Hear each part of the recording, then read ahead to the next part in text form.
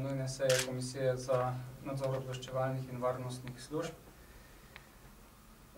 ki se je začela v torek, 27. septembra in se je danes zaključila.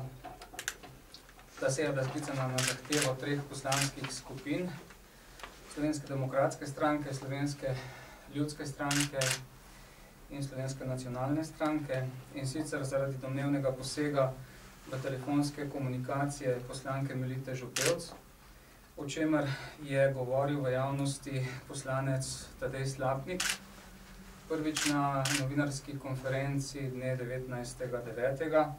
in čemu so mediji in javnost seveda posvetili veliko pozornost, saj je šlo za izjave v smislu groženj in nedopustnih posegov v telefonske komunikacije poslanke. Na novinarski konferenci, ki je bila 19.9., je gospod Slapnik govoril o pritiskih, grožnjah in tudi različnih manipulacijah, ki so jih bili deležni člani preiskovalne komisije, tako imenovane preiskovalne komisije brezplačniki, in tudi predsednica te komisije.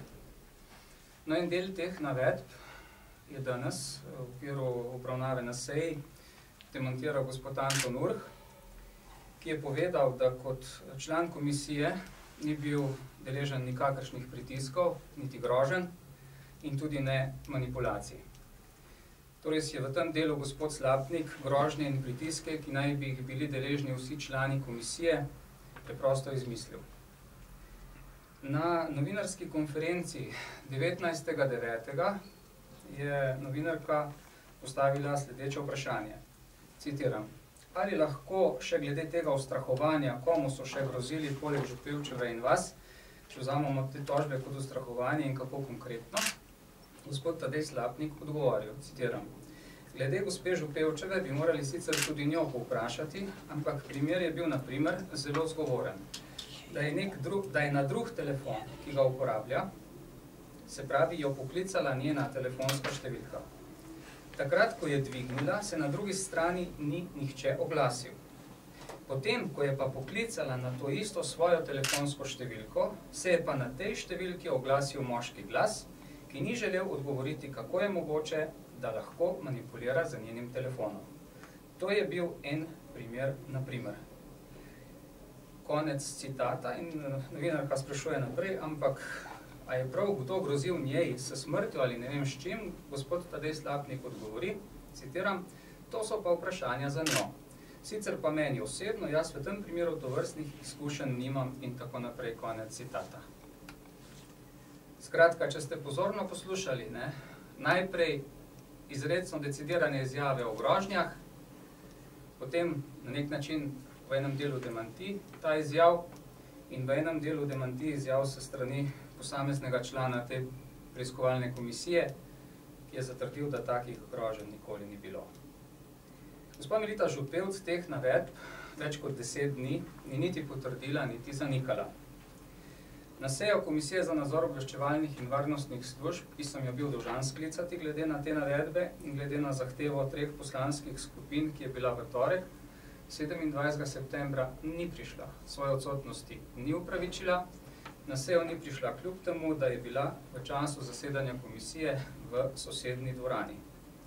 Danes tudi ni prišla na nadaljevanje te seje komisije, mi je pa poslala v torek popoldne dopis, v katerem me obtožuje manipulacij, ob zaključku pa pravi, da od nje pričakujemo, da se na komisiji brani za v javnosti nikoli izrečene besede.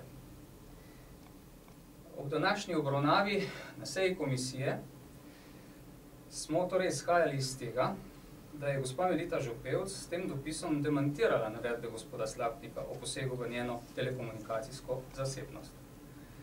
Gospod Slapnik, ki je danes nekaj časa prisoten, predno je napovedal obstrukcijo na seji komisije, ni znal pojasniti navedb, ki jih je izrekel na novinarski konferenci 19.9.2011 v zvezi z domnevnim posegom v telefon gospe Melite Župevc. Pozornost je želel preusmeriti na dejstvo, da ni govoril o tem, da je gospa Župevc primer prijavila policiji, kar v zadevi niti ni bistveno, namreč to ali je to dejal ali ne. Predstavnik policije je v torek Na prvem delu se je pojasnil, da policija ni prejela nobene prijave, ne v zvezi z domnevnimi grožnjami, ne v zvezi s posegi v telekomunikacije predsednice ali članov preiskovalne komisije.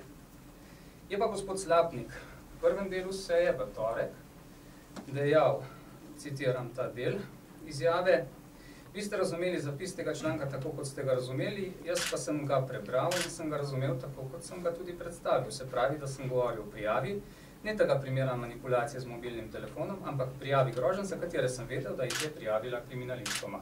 Konec citata. Torej, če na kratko zaključim to nedostojno in grobo manipulacijo, ki ne bi smelo biti mesta v parlamentarnem mehanizmu, izhajajoč iz izjav gospoda Slapnika, izhajajoč iz molka gospe Melite Župevc, ki se do danes, do zaključka Komisije za nadzor obveščevalnih in varnostnih služb ni jasno in javno distancirala od teh izjav, izhajajoč iz reakcij njunih poslanskih skupin, torej poslanske skupine Socialnih demokratov in poslanske skupine Zares, ki sta želeli pozornost po tistem, ko je bila seja sklicana in začeta, preusmeriti na druga področja domnevnih nezakonitih posegov v telekomunikacijsko zasebnost in izhajajoč iz navedb policije, da prijav teh groženj in posegov v telekomunikacije ni bilo, obstaja velika verjetnost, da sta bila poslanka Melita Župevc in poslanec Tadej Slapnik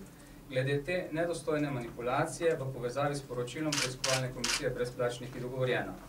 Vendar tega do zaključka seje Komisije za nadzor obveščevalnih in varnostnih služb, ki je delo zaključila danes dopoldne, ni bilo mogoče niti potrditi, niti zanikati. Pri odločanju na današnji seji komisije smo torej izhajali iz izjav gospoda Slapnika, za katere se je danes izkazalo, da so v celoti izmišljene.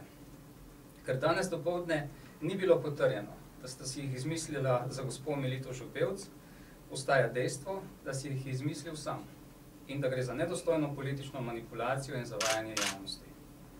Tudi ta primer kaže na to, da je nujno potrebno, da se z ustreznimi pravnimi sredstvi presekajo tovrstne nedostojnosti in manipulacije. V tej smeri je komisija ob obstrukciji Zaresa in Socialnih demokratov tudi zaključila ta primer. Po zaključeni seji komisije pa se je v javnosti odzvala gospa Melita Župevc.